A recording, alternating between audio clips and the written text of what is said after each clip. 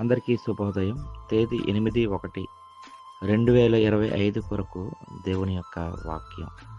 లూకా సువార్త 1వ అధ్యాయం 47వ వచనం. ఆయన తన దాసురాల దీనస్థితిని కటాక్షించెను. నా ఆత్మ నా రక్షకుడైన దేవుని యందు ఆనందించెను. సర్వశక్తివంతుడు నాకు గొప్ప కార్యములు చేసెను.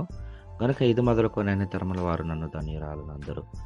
మరియ గారి జీవితంలో తొందరపడ్డారు, భయపడ్డారు, ప్రశ్నించారు. అయితే ఆమె దేవుని స్తుతిస్తుంది, దేవునిలో ఆనందిస్తుంది. కారణం ఏంటి? నా ఆత్మ రక్షకుడైన దేవుని యందు ఆనందిస్తుంది. దేవుని యందు ఆనందించడం ఎలా సాధ్యమైంది? దేవుని యందు ఆనందించడం ఎలా సాధ్యమైంది అంటే, ఆమె దేవుని యందు అమితమైన నమ్మకాన్ని లేదా విశ్వాసాన్ని కలిగి ఉంది. సర్వశక్తివంతుడు, దేవుడు సర్వశక్తివంతుడు అనే విషయాన్ని ఆవిడ గుర్తిరిగింది. ఆమె కన్యకగా ఉంది, ఆయన గర్భవతి అయ్యింది.